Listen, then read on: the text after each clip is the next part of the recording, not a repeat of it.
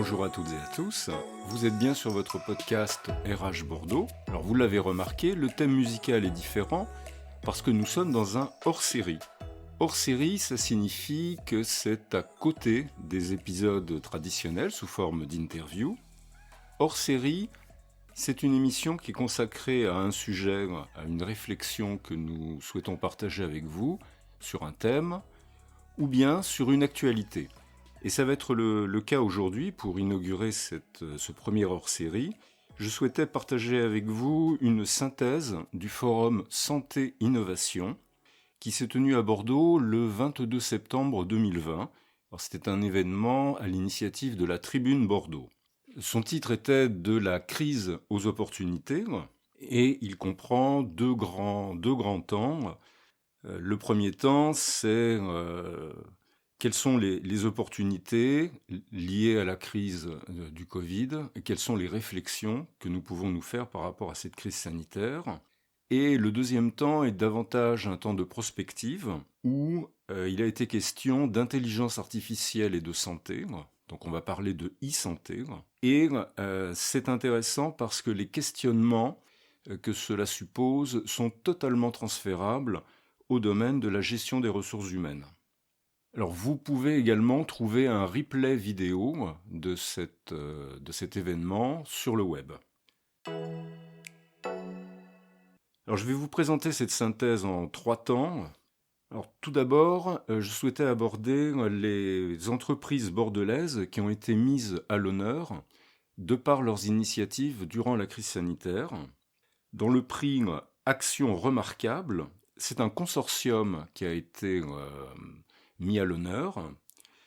Ce sont des acteurs a priori éloignés par leur cœur de métier, leur métier de base, qui se sont regroupés de manière à pouvoir produire dans l'urgence des valves pour des respirateurs pour l'hôpital de Bordeaux. Le contexte était qu'il y avait une totale pénurie de ces produits, de ces valves. Les fabricants étrangers étaient bien entendu fermés et l'hôpital n'avait pas de quoi assurer la prise en charge des patients sous respiration artificielle. Donc le fait que des acteurs a priori éloignés aient su dans un temps record se rapprocher et produire ces produits manquants nous rend optimistes. C'est beau de voir qu'il y a des coopérations qui sont possibles dans l'urgence par rapport à une cause qui est noble, la vie humaine. Le prix de la croissance a été attribué à la société Invivox, qui est une start-up bordelaise, qui est une plateforme de mise en relation de chirurgiens et de spécialistes pour la formation en bloc opératoire. Son objectif, sa vision, est d'être le référent mondial en matière de formation médicale.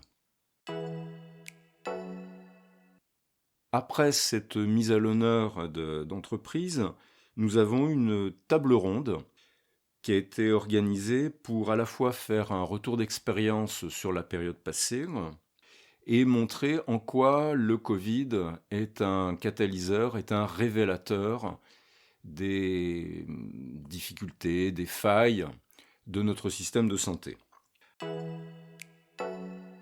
Alors, la première intervenante était Marie Coris, qui est chercheur en économie au CNRS sur Bordeaux. Les idées clés qu'elle a pu aborder sont les suivantes. Tout d'abord, les problèmes d'approvisionnement que nous avons pu connaître, que ce soit en termes de réactifs, de masques, de blouses ou autres, ne sont pas nouveaux, mais ont été exacerbés par la crise. Une autre idée qui a été abordée est celle de la localisation des productions, des sites de production, que ce soit en médicaments ou que ce soit en équipement de protection. Alors ce qu'elle fait valoir, c'est qu'il y a un axe coût-compétitivité qui est tout à fait important. La problématique est de pouvoir combler les écarts de coûts. Si nous produisons des médicaments en France, il est évident qu'ils ne seront pas proposés au même coût que les coûts actuels avec des sites de production situés à l'étranger. Donc il n'y a que deux solutions, soit une solution amont qui serait de subventionner les acteurs, et du coup on aurait une difficulté par rapport au droit européen, ou bien une solution en aval, accepter une augmentation des prix. Ça pose la question de l'acceptabilité par nos sociétés de ces augmentations potentielles de prix. Elle faisait valoir également une autre idée, c'est que de privilégier l'approvisionnement local est contraire au droit européen, hors situation de crise.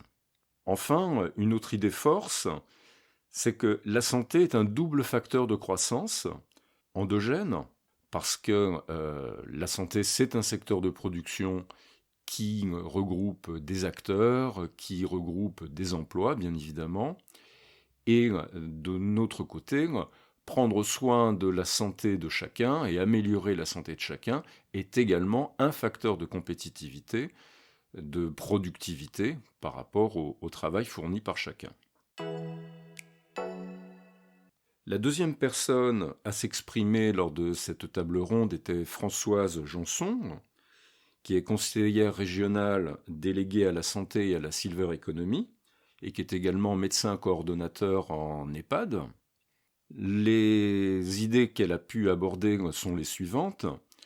D'une part, par rapport à la production de molécules, dont on a beaucoup parlé lors de la crise, et de la problématique de rapatrier en France ou au moins en Europe des sites de production, pose la question suivante.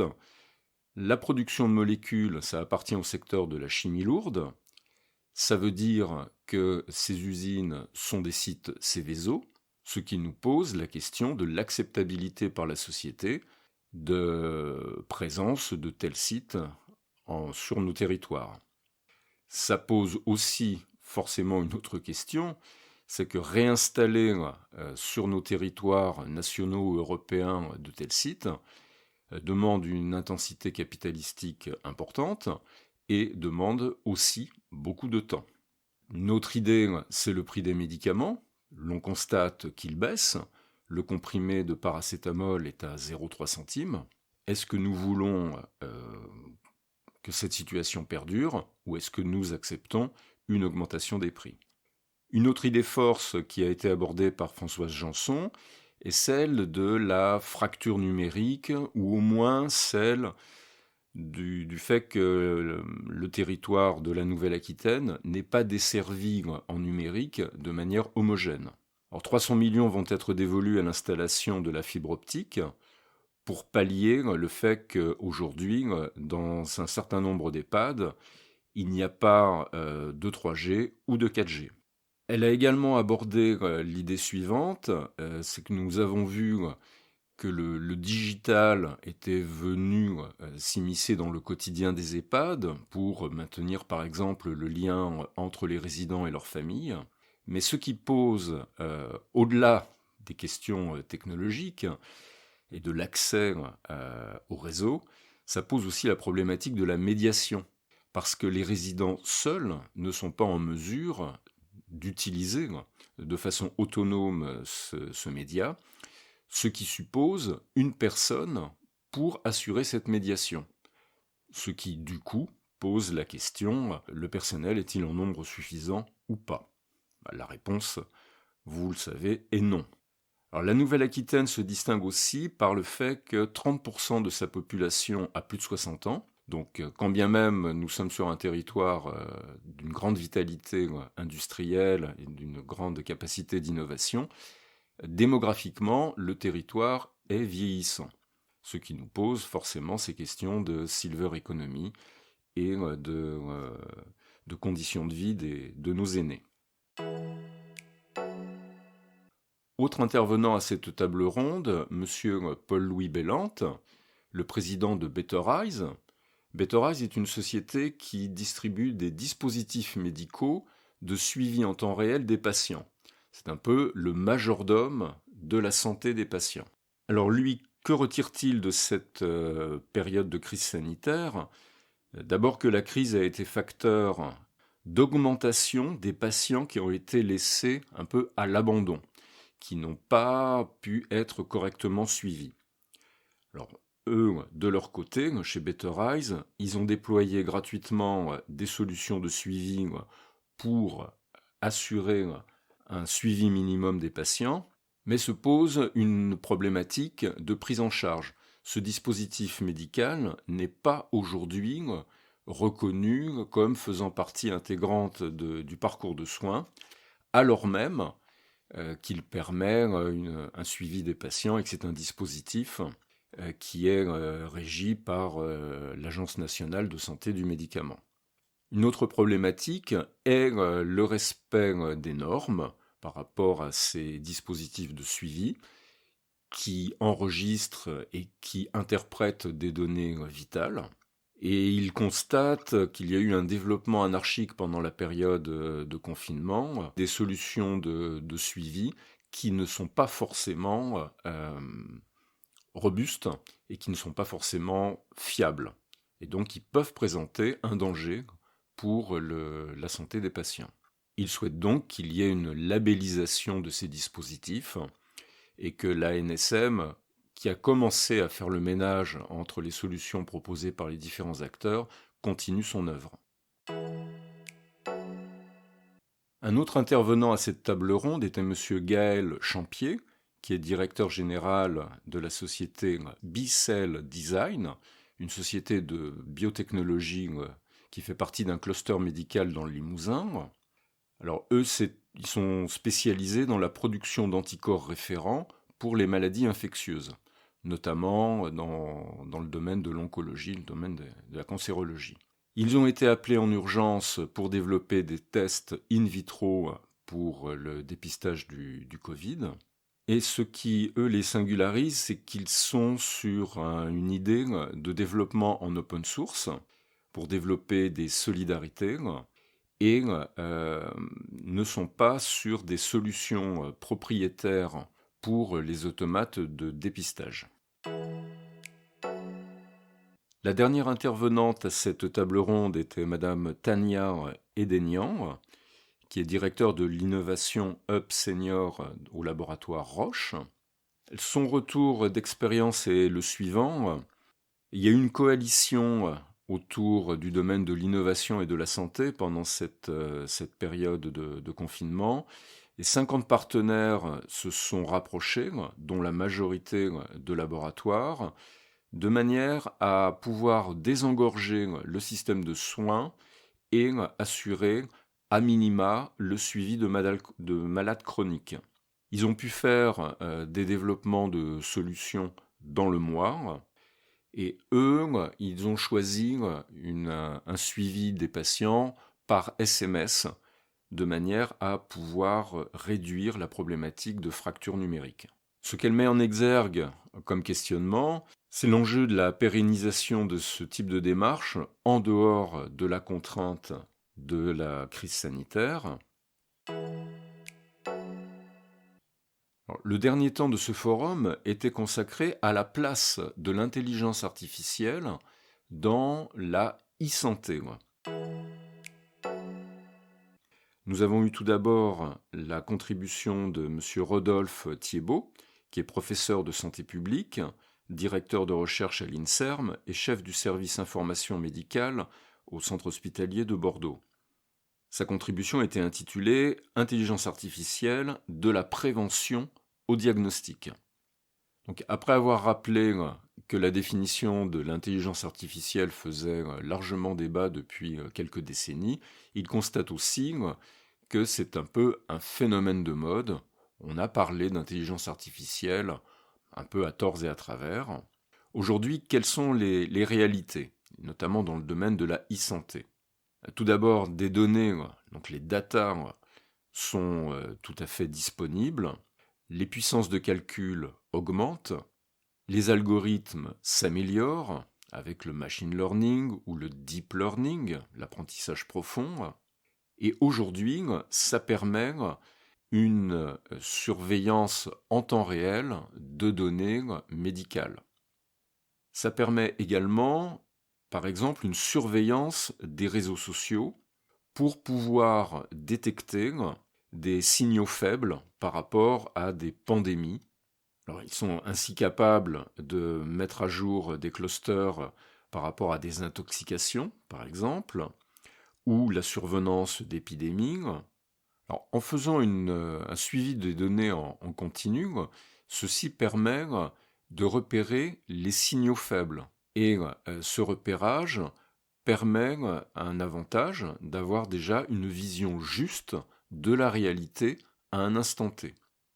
Par exemple, l'analyse de l'activité de SOS Médecins est révélateur de ce qui se passe en termes sanitaires à un instant T. Alors aujourd'hui, la véritable problématique, c'est d'avoir des données et des données fiables. C'est la problématique de la data. Donc aujourd'hui, on voit un métier qui émerge, c'est celui d'architecte de données, pour pouvoir trouver le bon équilibre entre la protection des données et l'efficience que ces données peuvent apporter.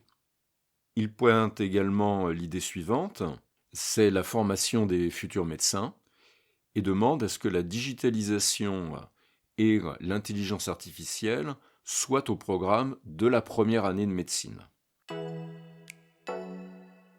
Alors, toujours sur l'intelligence artificielle, Nicolas Babin a clos cette contribution. Nicolas Babin est expert en technologie, en intelligence artificielle, en 5G. C'est un ancien dirigeant de Sony qui est aujourd'hui consultant e-santé au niveau international et notamment pour Huawei et Google. Alors, ce qu'il met en exergue, c'est qu'aujourd'hui l'intelligence artificielle permet de détecter avec fiabilité un certain nombre de pathologies. Par exemple, la probabilité de développer un Alzheimer à 95%, de développer un cancer, de dépister une dépression, et ainsi de suite. L'intelligence artificielle permet également de développer des robots semi-autonomes, permet d'analyser des scanners, de l'imagerie médicale issue d'IRM, et d'aller sur une prédiction. Alors pour lui, l'arrivée de l'intelligence artificielle est un véritable plus, parce que c'est un moyen de pallier le manque de personnel de santé, et cela peut permettre un meilleur accès à des soins décents et abordables pour le plus grand nombre. Une autre idée qu'il a abordée est celle de la réalité virtuelle, la réalité augmentée, qui est aujourd'hui très utilisée dans la formation médicale, notamment aux États-Unis. Autre exemple qu'il a abordé, la téléchirurgie, qui permet d'augmenter l'humain, qui permet d'assister et d'augmenter les capacités du praticien pratiquant l'opération. L'intelligence artificielle est également une aide dans cette période de Covid pour pouvoir mieux prédire les prochaines pandémies.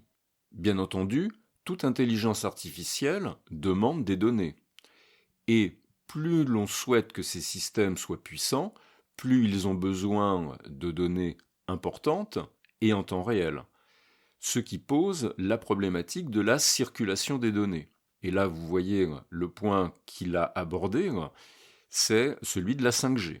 Alors pour lui, bien entendu, la 5G est un facteur essentiel dans la transformation digitale de la santé. Il va permettre un meilleur diagnostic, il va permettre un accès à des images beaucoup plus fines. La 5G va accroître les possibilités de téléconsultation et en connectant des objets, des dispositifs de surveillance médicale, il va permettre une diffusion de la data en temps réel. Tout cela au bénéfice du patient qui est au centre du dispositif et qui est forcément participatif. Alors, exemple de la diffusion actuelle de la 5G, en Chine, 200 hôpitaux sont connectés et un certain nombre de villes sont déjà en 5G. Alors, il ne vous aura pas échappé que la 5G fait actuellement débat.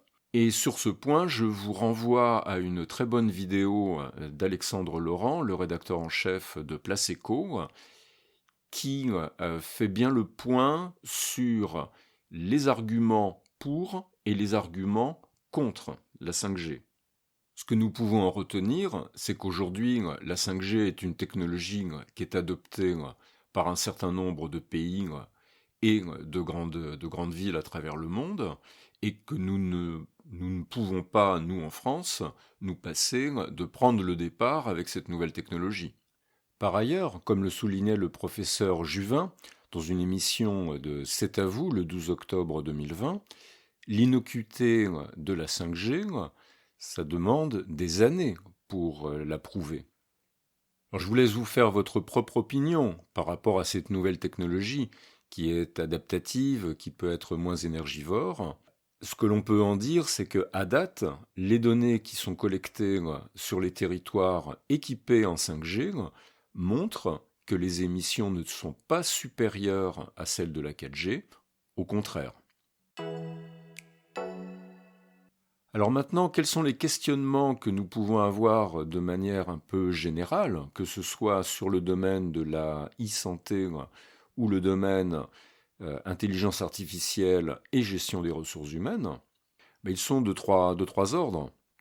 La première question, c'est quelle est l'éthique qui va avec l'émergence et l'intégration de plus en plus importante de l'intelligence artificielle ou des solutions d'intelligence artificielle dans les différents domaines de l'activité humaine. De ces choix éthiques vont également découler les usages. On peut penser qu'il y a un large consensus pour que l'IA aide à un meilleur suivi des patients, une meilleure qualité de vie de ceux-ci, mais à contrario, que pensons-nous de l'intelligence artificielle et de la 5G si c'est pour nous suggérer plus de vidéos avec des résolutions plus importantes ou pour nous proposer des publicités encore plus ciblées pour des produits auxquels nous n'avions même pas pensé? Le débat est ouvert.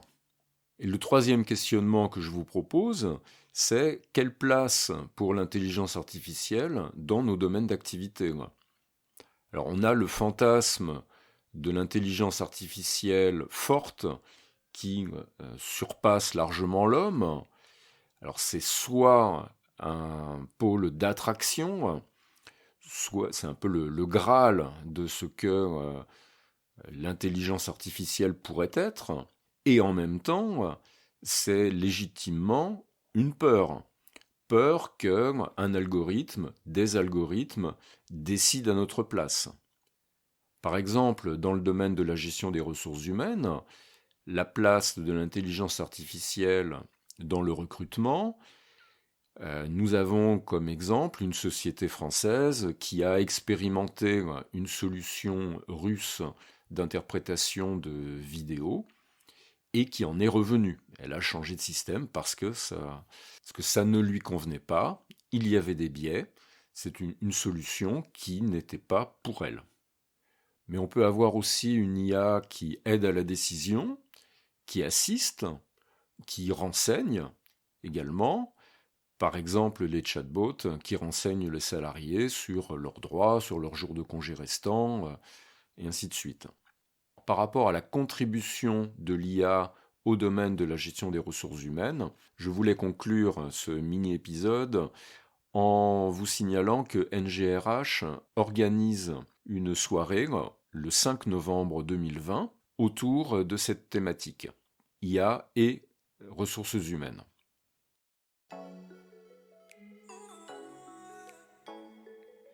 Avec Cécile Blin, nous remercions les nombreuses auditrices et auditeurs qui nous suivent. Nous voyons que nous sommes écoutés en France, à Bordeaux, à Lyon, à Paris, mais également à l'étranger, au Canada, à Hong Kong, au Japon. Alors, c'est un début tout à fait encourageant et nous vous disons à très bientôt dans un épisode plus conventionnel, une interview avec un acteur de la région bordelaise. Merci de votre attention, bonne journée, à très bientôt, au revoir.